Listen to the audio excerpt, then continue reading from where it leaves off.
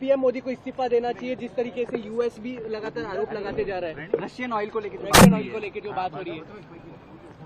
देखिए, जो प्रधानमंत्री नरेंद्र मोदी जी हमारे देश को आगे बढ़ा रहे हैं, अर्थव्यवस्था को मजबूत कर रहे हैं, 11वें नंबर से 4थे नंबर पे लाया है, अर्थव्यवस्था 3रे नंबर पे आ रही है, देश आर्थिक महासत्ता की ओर जा रहा है, देश का पूरी दुनिया में भारत का एक मान सम्मान बढ़ रहा है।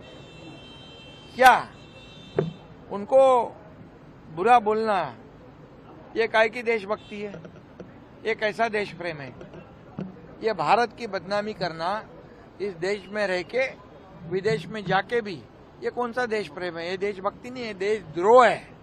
और इसलिए मैं ये कहूंगा, उनकी आदत है, ये उनको पता है कि प्रधानमंत्री मोदी जी के ऊपर हम आरोप लगाएंगे तो ब्रेकिंग न्यूज बनती है और फिर ये मीडिया में छा जाने का एक जो उनको आदत बनी है, ये उसका ही एक पार्ट है, ऐसा मैं बोलूंगा।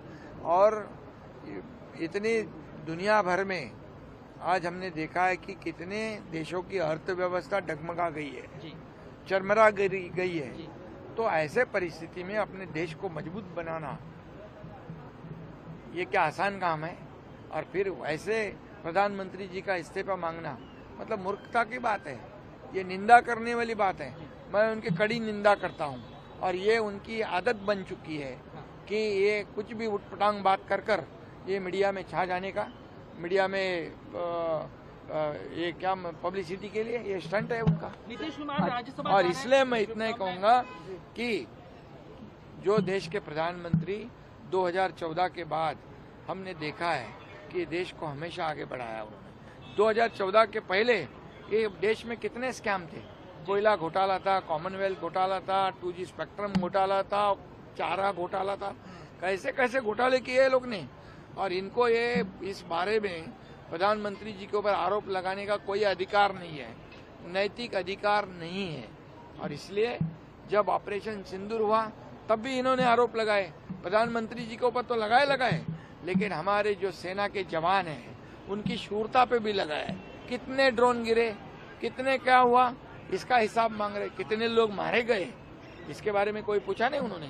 तो इसलिए मैं इतना ही कहूंगा, ये पाकिस्तान उस वक्त भी वो पाकिस्तान की बोली बोल रहे थे, उनकी हेडलाइन पाकिस्तान में बड़े बड़े उनके जो स्टेटमेंट है उसकी पाकिस्तान में हेडलाइन बन गई थी।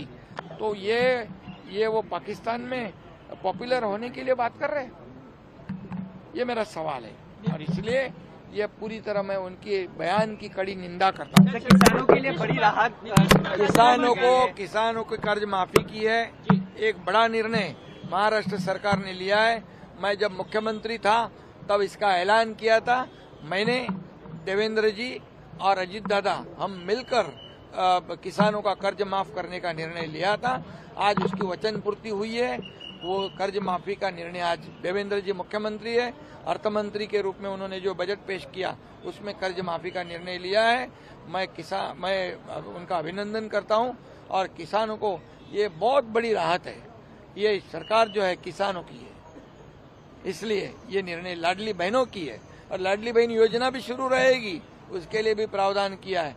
ये लोग विपक्ष वाले गलत सलत आरोप लगाते हैं, ये योजना बंद होगी, लाडली बहन योजना बंद होगी, ये कर्ज माफी होगी नहीं, ये सब झूठ है। इसलिए मैं इतना ही कहूंगा कि सभी जो योजना शुरू है वो शुरू रहेगी।